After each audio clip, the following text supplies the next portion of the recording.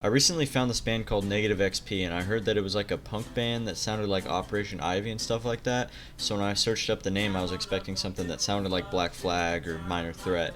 But I clicked on the song E-Girl, and I was like, oh, it's one of these artists. But I actually kind of liked it. It's like a mix of car seat headrest and punk music, and it kind of sounds cool actually. Apparently the name for it is E-Punk, and that makes total sense, since most of his music is talking about ironic gamer shit. I mean, he has 3 albums literally called Gamer. His most popular songs are Scott Pilgrim vs. the World Ruined a Whole Generation of Women, which is about exactly what the title says, and even laughs in the middle of the track while singing.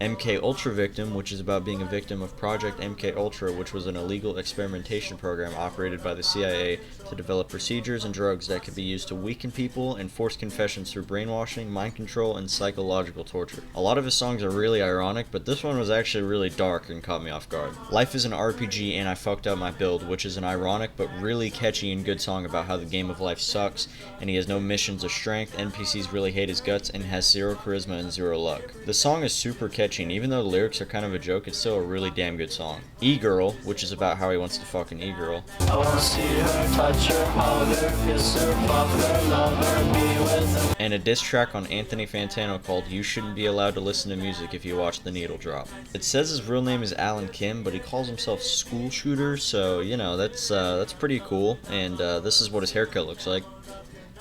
Pretty good cut, honestly. He says the reason he makes music is because... Why do y'all do it? Why do y'all make music?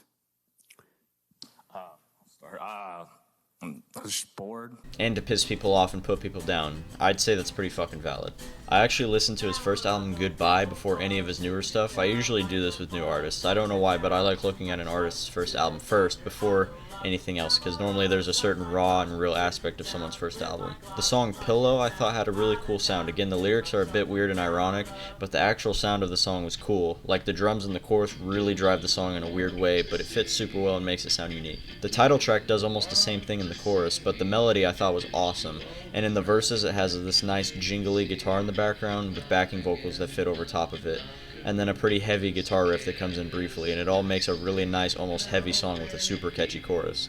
It's probably my favorite off the album. Hide My Face has an almost synth rock feel to it with the unique drums and palm muted guitar that fits perfectly. I think there's a guitar making a synth-like sound, but it could be an actual synth, and it all blends to make a 2-minute banger of a track. If you don't mind whiny and lo-fi vocals and got 20 minutes to spare, I think you should listen to it, especially if you like Car Seat Headrest. If you like Will Toledo, you will probably enjoy this album. His most popular album is Gamer, which is part 1 of a 3-album lineup. I enjoyed this album, but not as much as Goodbye. My top tracks are FPS just because it made me laugh and it was kind of catchy, and Kyle, since my name is Kyle, and I found the track really, really funny, and it was filled with factual information, of course. And Bug was really good and super energetic. I liked Gamer 2 a little bit more. It reminded me of Goodbye a little bit. My favorite tracks were I Need Caffeine, which had a cool sounding bass in the intro and I liked the melody a lot. Betrayed had a unique sound and melody with guitars and vocals clashing with a piano, and it made it sound pretty fucking awesome. Anime was like a mix of Car Seat Headrest and Weezer in my opinion, so it sounded kind of cool. And Memory Card had a nice melody that I really liked. Overall, Gamer 2 was probably my second favorite, and I recommend this one too. Honestly, most of his music kind of sounds the same, but not in a bad way, just you might get tired of listening after a while. All of it has that same lo-fi indie rock and ironic lyrics, but again, it's not bad at all. It's actually really good, just not for everyone. He has a lot of controversy surrounding his name and his music, but honestly, if you watch an interview of him talking, he seems like a really cool dude, and he seems very self-aware and open-minded, which I respect. If you just look at his name Shooter and his music and lyrics, he comes off very annoying and weird, but he seems like someone that doesn't take life very serious and is just having fun. Now go and listen to Negative XP and give him some recognition. Even though he's gotten pretty popular recently, I still think he deserves some more because his music is pretty sick. Here, I'll play one for you.